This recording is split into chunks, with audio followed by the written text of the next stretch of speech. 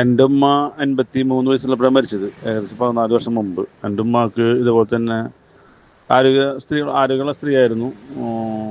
അതുപോലെ തന്നെ ഉമ്മ ഇംഗ്ലീഷ് മരുന്നൊന്നും അധികം കഴിക്കില്ല, ആയുർവേദം ഒക്കെ കഴിക്കുള്ളൂ. പിന്നെ കറക്റ്റായിട്ട് ജീവിതമൊക്കെ അങ്ങനെ തന്നെയായിരുന്നു.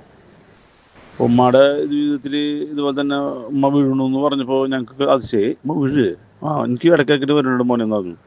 അങ്ങനെ ഒരു ദിവസം ഉമ്മ ഭക്ഷണം കഴിക്കാതിരിക്കുമ്പോഴാണ് നമ്മൾ ആദ്യമായിട്ട് കാണുന്നത് ഇങ്ങനെ വീഴാൻ പോണപ്പോൾ തോന്നുന്നത്. ഉടൻ തന്നെ നമ്മൾ ഹോസ്പിറ്റലിൽ കൊണ്ടുപോയി നല്ലൊരു ഡോക്ടറെ കാണിച്ചു. അങ്ങനെ ആ ഡോക്ടറുടെ നിർദ്ദേശപ്രകാരം കാരാന്തര ഹോസ്പിറ്റലായിരുന്നു. ഒരു 3-4 ദിവസം ICUവിലേക്ക് എടുത്തി നോക്കട്ടെ എന്ന് പറഞ്ഞു. അങ്ങനെ ICUവിൽ 3-4 പ്രാവശ്യം കാണുകയും പിന്നീട് അതിന് മരുന്ന് കൊടുത്ത് നിർത്താമെന്ന് പറഞ്ഞു. അപ്പോൾ ഡോക്ടർ പറഞ്ഞു 80 വയസ്സ് കഴിഞ്ഞു, ഇനി ഇവർക്ക് പേസ് മേക്കറൊന്നും പിടിപ്പിക്കുന്ന പ്രായമൊന്നും കഴിഞ്ഞു എന്നൊക്കെ പറഞ്ഞ് മനുഷ്യൻ അവിടെ നിന്ന് 7 ദിവസം കഴിഞ്ഞപ്പോൾ പറഞ്ഞു ഇനി പേസ് മേക്കർ പിടിപ്പിക്കാണ്ട് രക്ഷയില്ല, അതിൻ്റെ മാർഗം. അപ്പോൾ സാറേ പ്രായം 70-80 വയസ്സൊക്കെ ഒരു വയസ്സാണോ എന്ന് ചോദിച്ചു. അല്ലേ, എന്നാൽ നമുക്ക് ചെയ്യാം. ഉടൻ തന്നെ തൃശ്ശൂർ ഹാർട്ട് ഹോസ്പിറ്റൽ, ഇപ്പോൾ സണ്ണായിട്ടുള്ള നമ്മൾ അവിടെ കൊണ്ടുവരികയും അവിടുത്തെ ഡോക്ടറാണ് കേരളത്തിലെ തന്നെ ഏറ്റവും നല്ല പ്രഗത്ഭനായ ഡോക്ടറാണ്. കൊണ്ടുപോയി കാണിച്ചു.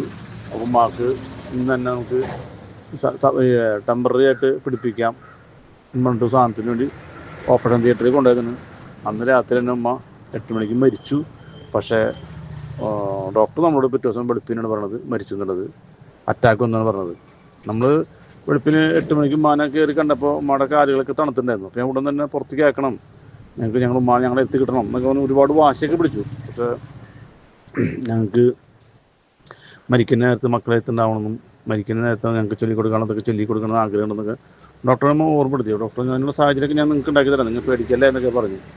പിറ്റേ ദിവസം വെളുപ്പിന് 4 മണിക്ക് എന്നെ വിളിച്ചിട്ട് പറഞ്ഞു നിങ്ങൾക്ക് ചൊല്ലിക്കൊടുക്കണമൊക്കെ ചൊല്ലിക്കൊടുത്തോളാൻ പറഞ്ഞു. ഞാൻ ചിലപ്പോൾ നമുക്ക് മരിച്ചിരുന്നു. ഇത് ഹോസ്പിറ്റൽ എന്നൊക്കെ പറഞ്ഞു കഴിഞ്ഞാൽ എല്ലാ മേഖലകളും എല്ലാ ഹോസ്പിറ്റലുകളും ബിസിനസ് തന്നെയാണ്. അത് പക്ക ബിസിനസ് തന്നെയാണ്, അതിൽ സംശയം വേണ്ട.